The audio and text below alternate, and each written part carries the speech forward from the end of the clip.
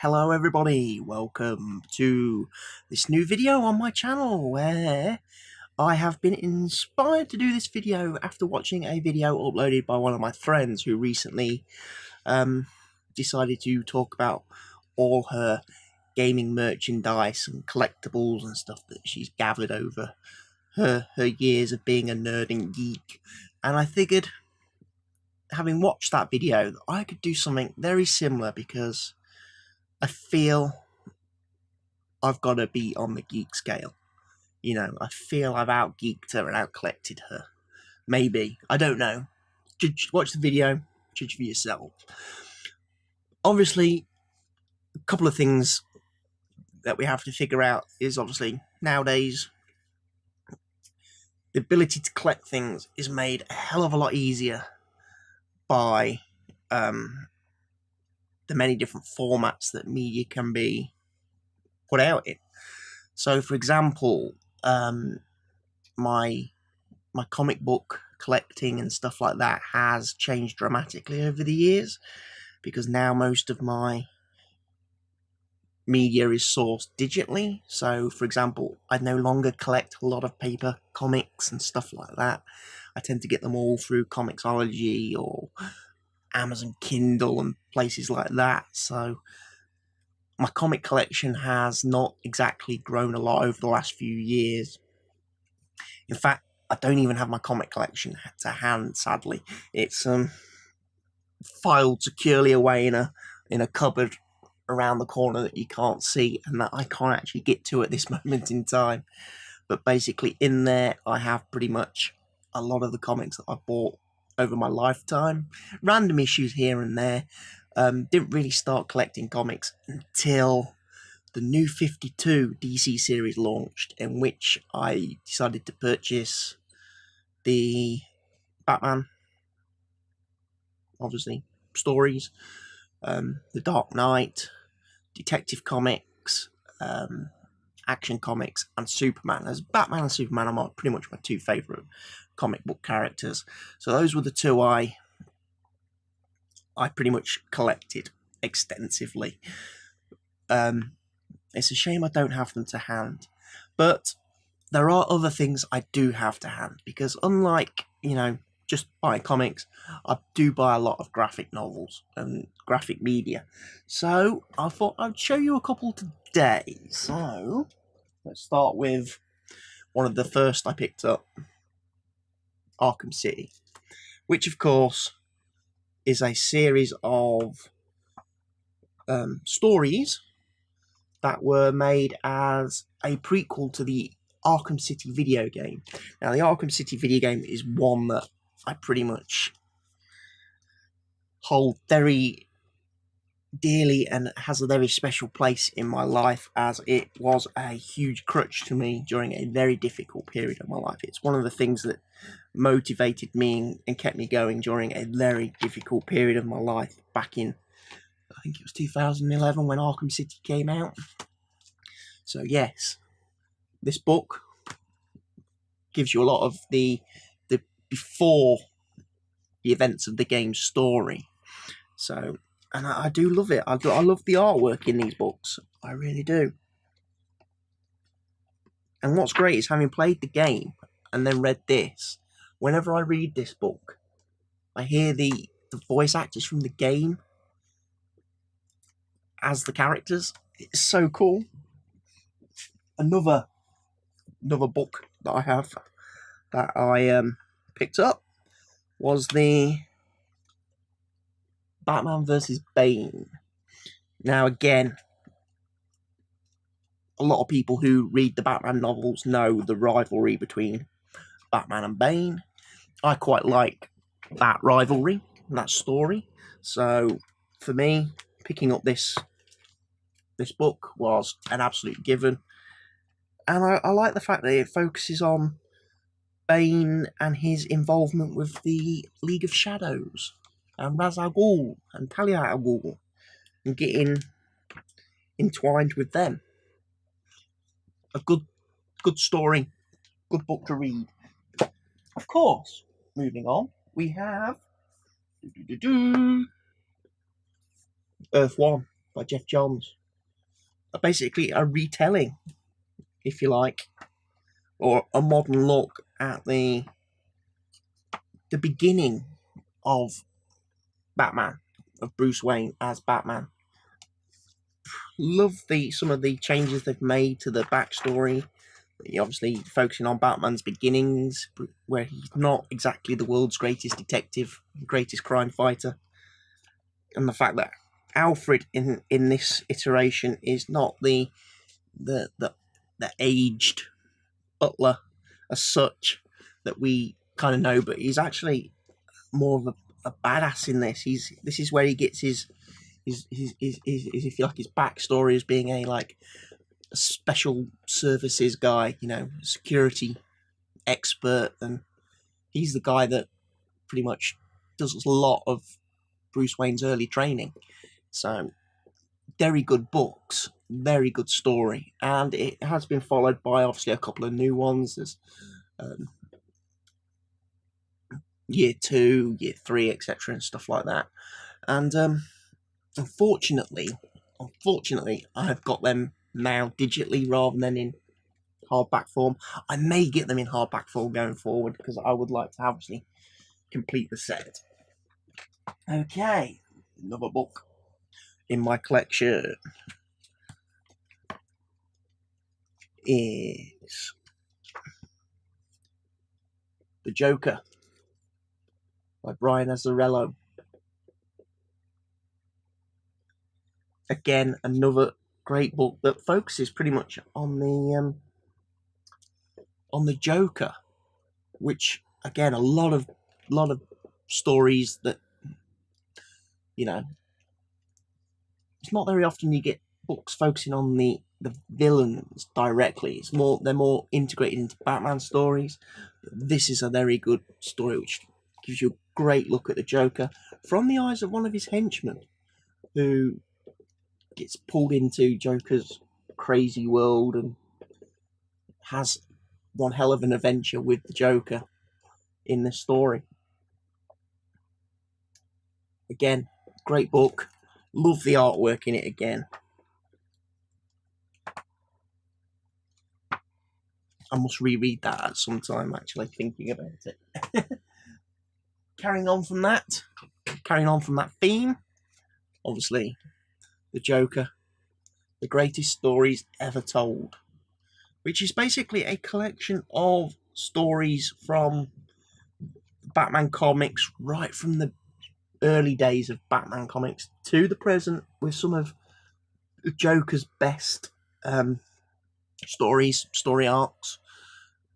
So again, if you're looking for a if you like a collection of your favorite Joker stories, this book worth picking up.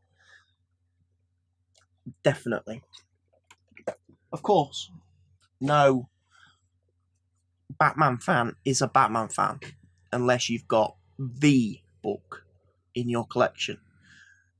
People claim to be fans of Batman and stuff like that, but if they don't own a copy of The Killing Joke, you're not a fan. This is a story. This is a story that we have to thank for a lot of the modern day, if you like, comic book stories. This is where things started to get a little bit darker and then began to move away from the comic book code of, that was in place many years ago, which, meant that, villains had to be goofy and nobody could get killed and nobody could die. And, atrocities could not be put on the pages of comic books because, they were supposed to be for kids.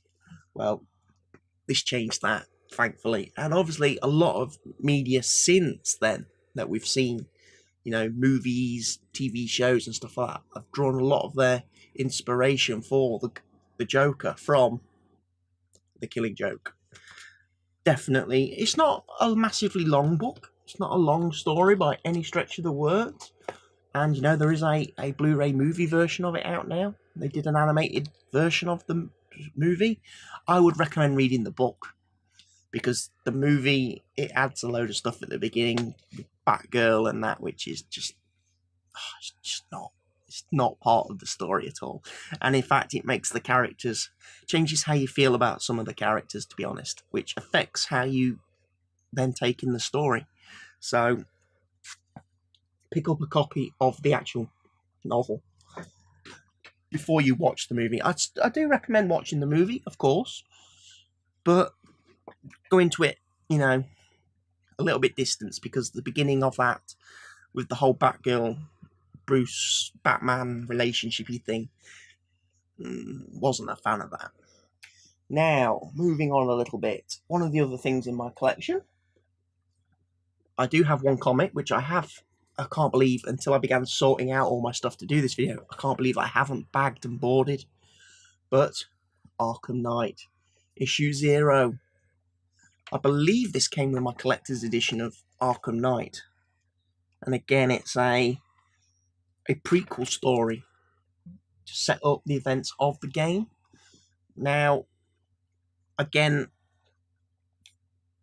not readily made available in comic format. This was, I think, printed specifically for the collector's edition of the game, but most of the stories you could pick up in their digital format on Comixology, the DC Comics app, etc., which is where I pretty much collected and read most of the Arkham Knight story.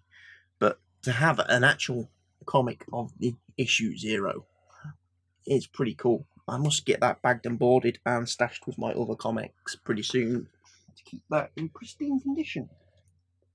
Of course, anyone who was a fan and followed the New 52 series will obviously know all about the great work they did with the Joker there. And one of the great stories later in the series was, of course, the death of the family, in which Joker returned from his absence, and decided to wreak a little bit of havoc on the entire Bat family. He pretty much set out to bring down everybody. We've got Robin, Batgirl, Nightwing, Batman, Alfred, etc., etc. Everyone's a target in this, and this novel collects basically all of the issues from that storyline, as well as the issues that were featured in the other characters. For example, as I said, when I collected the comics, I only collected Batman, The Dark Knight, Detective Comics. So this includes the issues from Robin, Nightwing, Batgirl, etc., that I didn't read when I was collecting the comics, but now have in this one handy graphic novel. So again, another very good storybook, which shows again how twisted Joker can be. Although he looks like a clown, he shouldn't be laughed at. And then we move on, obviously, to one of my perhaps favourite Batman, if you like, series, Nightfall.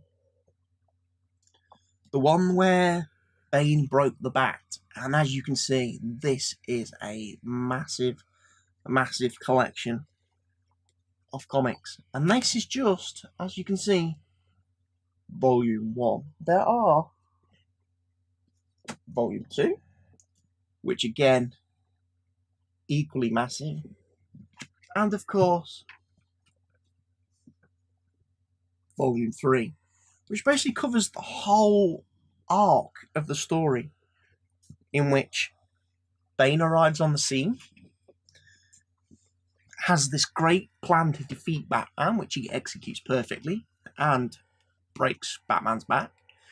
Batman, of course, shocked and depressed and demoralized by his defeat to what he thinks is just a lowly villain, takes a leave from his role as protector of Gotham and puts a young gentleman by the name of John Paul Valley in his place, who has a slightly different approach to Batman and ends up going a little bit psychotic himself, and basically becomes a very different kind of Batman to the one we know and love. So, of course, that then leads to Robin and Nightwing trying their hardest to put a stop to him and rightfully put Batman back to where he should be. So, yes, very good, massive, massive, massive reading material there. Huge, huge arc. And one of the things I love about this series is the fact that I had it in actual comic form. So, somewhere in my massive collection household, I have the comics of this entire story. So, I have a lot of the story not actually featured in these. So, I have the comics somewhere that detail obviously what Bruce does when he goes away from Gotham and follows his story arc there, what he does, and the things he gets up to while he's trying to recover and reclaim himself. So, again, another great, fantastic reading series. I'm going to put them down because they're quite heavy. And again, still not finished, unfortunately, on the book side of things. Batman, The World of the Dark Knight, which is pretty much a book which just gives you a lot of details and insights into Batman, how he started, how he origins, stuff to deal with, like, the Batmobile, how it's made, what it contains, blah de blah de blah. It's a good detailed book, gives you a lot of insight into the characters, the villains, people he's met on his travels, people who have assisted and helped him over the years. So it's kind of like an encyclopedia of Batman, you could say. Put that one over there. Now, that leads me on to my last of my books, and probably the favourite book in my collection, The Joker, which is a massive, massive book, just focused entirely on the Joker, who he is, how he was created, where he come from, and how he's evolved over the years, and how he's been featured in the comics, how he's changed, how he's been written, how he's been rewritten, his highs and lows during his time in the Batman universe. And again, very, very good book. Even focuses on like his appearances outside of the comic book, world, and onto the screen. How he's featured in TV shows and movies and been portrayed, and how he's changed his portrayal over the years. Again, a very, very good book series. If you like the Joker and are a little bit obsessed with that villain. So that brings me to the end of my, if you like, my comic book and nerdy, graphic-y kind of collection. And then we move on, obviously, to now video games. And video games, unfortunately, have also contributed to my book collection and stuff. Although a lot of my books, again, as I mentioned earlier in the video, are purchased now more in digital format, so Kindle.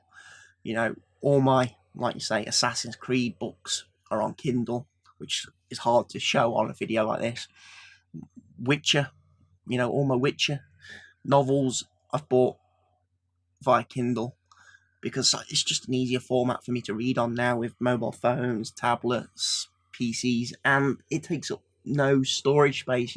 I've got a very small room here where I do all my nerdy stuff, and I have no space left to put stuff. So my collecting days have to sadly come to an end at some point, because there's just not enough room for me anymore in here with all the stuff I have. So yes, it's hard to showcase a lot of the gaming sort of material that I've acquired, because Most of it's digital now. But there are a few things that I have picked up over the years. There's this lovely leather bound, as you can tell from the symbol on the front of the book, if you can see it in the light. I'm guessing this is the Elder Scrolls Online art book, which I believe came with my Elder Scrolls Online Collector's Edition that I bought for PC. A game that had a lot of hype, a lot of build up to, but sadly I never actually got very into, which is a bit of a shame. I never really got that far into it on PC. I did buy it earlier this year on PlayStation 4, but I haven't really had a chance to get into and play it on PlayStation 4 either. It doesn't help with the fact that obviously my PlayStation 4 hard drive is practically full, so I can't actually download the updates that the game needs to actually allow me to play it. I've got the disc, put it in, it's installed the base, but obviously ZeniMax have updated the game a lot over the years, and I can't download the updates, so it won't let me play. It's a shame. I need a bigger PS4. And I know people will say, just change the hard drive, put a bigger hard drive in, but I can't, because then I'd lose PT. And I never, ever will delete PT from my PS4. You've been told.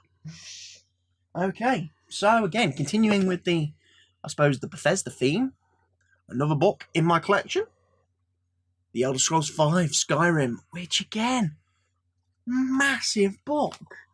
And what's even more amazing about this book is just for the base game. There is no DLC mentioned anywhere in this. This came out before the DLC was a thing.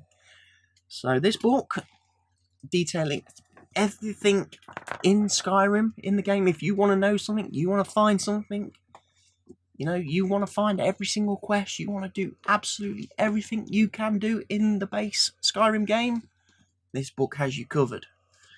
Of course, we are in a situation where we are getting the Skyrim Remastered Edition coming out later this year, or in roughly just over a month. And there's going to be a new version of this book, which does have all of the DLC content covered. So, it's a possibility that I may have to buy another book. I may have to order it. It is on Amazon at the moment. I see for pre-order it's about $24.99. It's a lovely hardback collector's edition, again, for the remastered special edition version of Skyrim.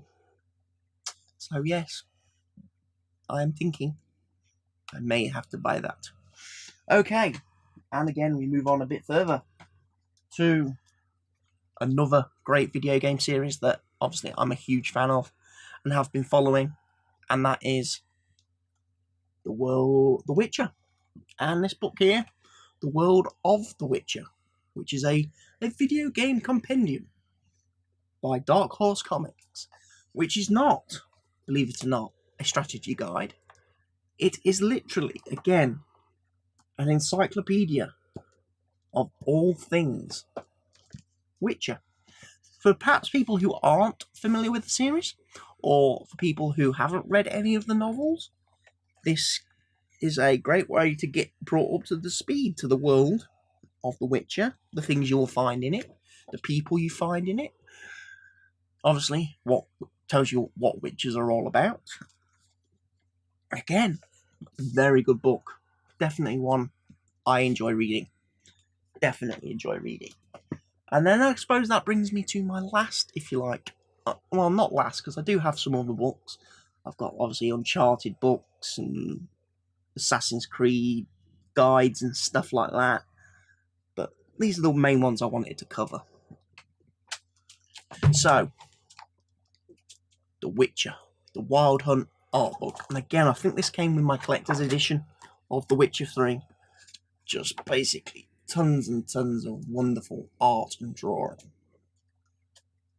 Again, showing you what a beautiful world CG Project Red created in their game. You know, massive fan of The Witcher. Would love to see more games in the future. I don't know if there will be, but if not, I'm sure there'll be plenty of material like this for me to pick up and consume. I know there is a comic series, and I have been collecting that on, again, Comixology, Amazon, Kindle. So I've got the first 2 collections of that, and I hope they're going to do more, because, again, it's a pretty cool series, the comics. I love, again, the art style's very specific to itself. It doesn't look like any other comics. And again, it's pretty cool to have a comic book series which focuses on Witcher material and doesn't try to be too kiddie friendly. So that pretty much wraps up my comic video game sort of reading materials. Now we'll move on to the last few items of my geek collection, the things that I really geek out over. So let's take a look at those. Okay, so let's have a look at the final items of my geek collection, if you like, as you were. These are the items I stress right now, that if I ever came home and found my house on fire, these would be the items I would have to rescue. I would have to get in, brave the flames to rescue and save. Putting that out there now. Okay, as people may or may not know, I am a huge wrestling fan, and have been my entire life. Ever since I was a wee little lad, and my dad used to make me sit down every Saturday lunchtime, watch World of Sport on ITV, and then go in the evenings to the local leisure centre to watch Big Daddy fighting giant haystacks, and all those guys. And then obviously getting into the American wrestling, WWF, now WWE. Been a big fan my whole entire life. So it's no sense that some of my geekiest items, the items that I absolutely cherish the most in my collection, are from that world. The first of which, again, it's another book, and it is called The Stone Cold Truth. Because obviously, being a person of my age, you grew up in your teenage years idolizing Stone Cold Steve Austin. He was the man in the late 90s. You know, late 90s, early 2000s, Stone Cold, baby. And the reason I love this book is because it is signed by Steve Austin. I got it signed by Steve Austin. I have met the Texas rattlesnake, the toughest SOB on the planet. And it doesn't get any better than that, I'm afraid. It does not get any better than that. Well, I say it doesn't get any better than that. Of course it gets better than that. The next venture for me, of course, naturally, would be the fact that I would become a fan of someone who shares the same first name as me. And no, in this case, I'm not talking Chris Benoit. I'm talking Chris Jericho. And not just because, obviously, he's the greatest wrestler, the best in the world at what he does, but because also he's one of the greatest musicians in the world with his band Fozzy. You know, they are one of the best bands to go and watch. If you ever get the chance to see Fozzy live, do it. You will never be disappointed. You will never be left feeling as though you didn't get your money's worth. I have seen them now ever since they first started touring the UK and coming over to these shores, which I think was about 2004, 2005.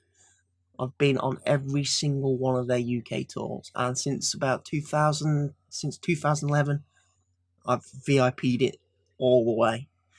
So, of course, you have to be a big fan of Chris Jericho, who's travelled around the world in spandex. And of course, because I've met Fozzy so many times and I've met Jericho so many times, of course I got the book signed This one I got signed in 2013, as you can see. 2013.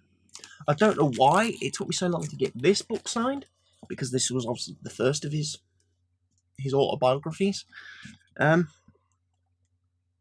Maybe because I took the ones that I was reading more recently at the time to his gigs, but yeah, that's the first one, which journeys his entire career up to the point where he signed for the WWE in 1999. So this whole book only covers his career up to 1999, when that famous Millennium Countdown clock ticked down and Jericho made his debut in the WWF on Monday Night Raw. So, of course, how does he follow that up? Well, obviously, a few years later, he brings out his second autobiography, which details how to become world champion in 1,372 easy steps, which for anyone who likes a bit of trivia will know that number right there, indicates the number of matches he had in his career before he won the WWF World Heavyweight Championship, or as it was, the Undisputed Championship, by defeating The Rock and Stone Cold Steve Austin on the same night. Now again, autographed. This was done on my first ever VIP trip to see Fozzy back in 2011, November 2007, when obviously great experience. If you've never done a VIP Fozzy experience, again, it's worth doing. Not only do you get to hang out and meet the band before the show, you get to meet them, hang out with them, chat with them, obviously get stuff signed by them, get your pictures taken with them. You also get to go to their sound check before this show. And again, they tend to mix things up, do a few little quirky little things, like at the last gig I went to, obviously Frank the drummer did a fantastic rendition of Bryan Adams' Summer of '69 on the drums, and sang, which is, Frank does not sing. He's a drummer. But in the sound check, we got to hear Frank sing.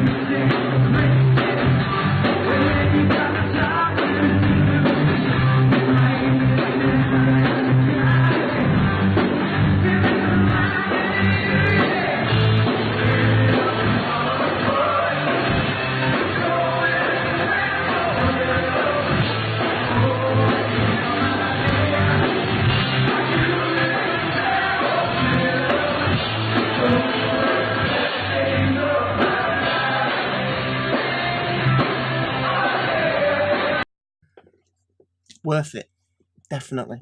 So yes, the second book, signed by my idol, hero, whatever you want to call it.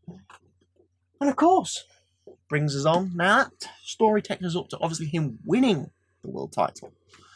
So what would happen next? Obviously, he releases autobiography number 3, entitled The Best in the World. What? I have no idea. And this is a great story, a book in itself, because this details the time when he came back to the WWE after his first sort of stint away, when he got burnt out and stuff and came back and basically tried to reinvent himself as a heel, and did a fantastic job doing so in a world or an era where he was a heel of a completely different breed. He moved away from the whole cool heel. So, there was no merchandise. He spoke just normally. He didn't shout and yell and stuff like that. And he was completely and utterly convinced and convicted in everything he did was right, however absurd and as stupid as it may be. And one of the things I love about this book is it details the whole of his feud in 2008 with Shawn Michaels. That whole, 9-month long feud he had with Shawn Michaels, and how it was completely organic. How that started from one match that was meant to be just a throwaway match between the two, and they turned it into a huge series that spawned pretty much the entire year. And of course, Shawn Michaels, probably the greatest performer ever in WWF, and again, one of my all-time favourites. So of course, again, got it signed, and it's one of them things I just love, going to Fozzy gigs and seeing Jericho away from the big WWE umbrella, and getting to talk to Jericho as a person, basically. And he's so down to earth.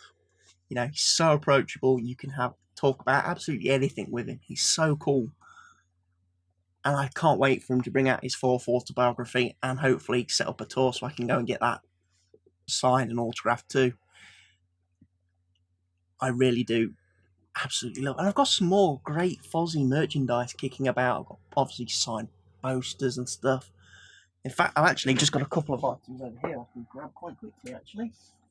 Obviously, the last time I went to sing Fozzy, I got a set list and got the band to sign it. That's cool. I got the full set list and got it signed. And of course, again, one of the things about being a VIP and getting to hang out with the band before the show is sometimes you get some of their insights and some of their little, quirkiness. So again, we've got some handwritten lyrics by Jericho for Lights Go Out. He sat doodling away and just writing out the lyrics. I don't know whether it's to remind him when he's on stage what the lyrics are to the songs. I don't know. But yeah, handwritten, signed. It doesn't get better than that. Lots of cool things with Fozzy. And I'm hoping they've got a new album coming out, I think, early next year. So hopefully there'll be a tour. More great chances for me to see them as a VIP. Looking forward to it.